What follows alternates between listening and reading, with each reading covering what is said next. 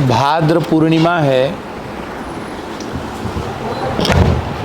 7 सितंबर रविवार भाद्र पूर्णिमा है और चंद्र ग्रहण का महापर्व भी है। सूतक कल दोपहर 12:57 से सूतक आरंभ हो जाएगा। मोटा मोटी समझना चाहिए कि 12:30 बजे से सूतक का काल आरंभ हो जाएगा। वैसे 12:57 समय है, लेकिन अपने को 12:30 से मानना चाहिए, जिससे कि सूतक के पूर्व की जो तैयारी है वो 12:30 बजे तक कर लें। अपनी शिखा में कुशा धारण कर लें।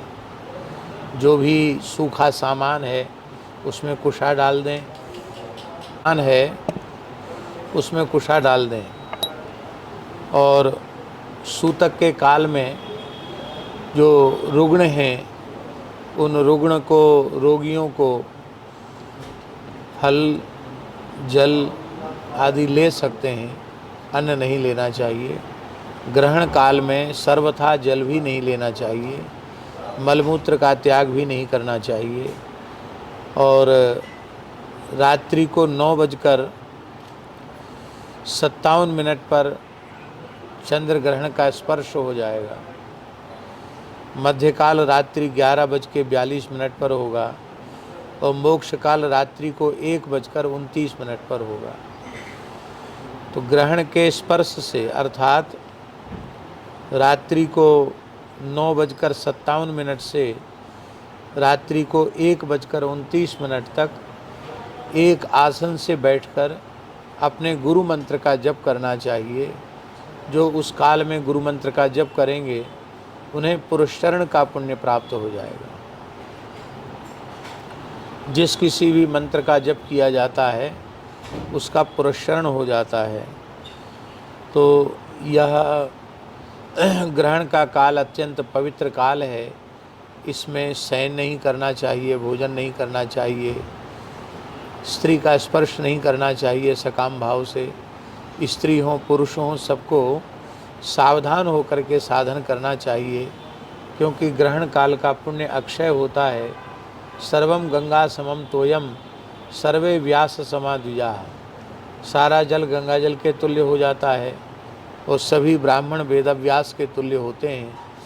इसलिए स्पर्श के काल में पूरा सिर से स्नान करना और मोक्ष के काल में सिर से स्नान करना, आवश्यक हो तो मध्य में भी स्नान किया जा सकता है।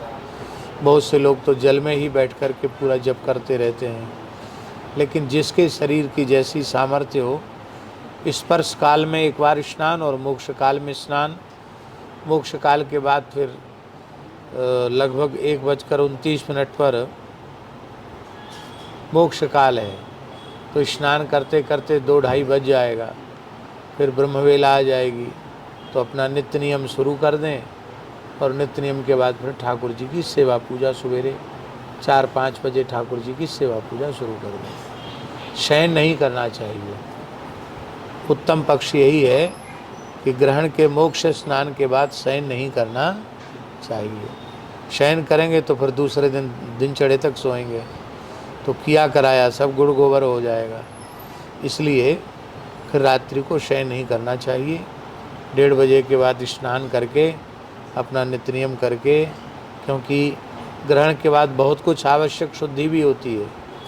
कपड़े धोना, धुलाई, सफाई सब होता है कार्य, यज्ञोपवीत बदलना।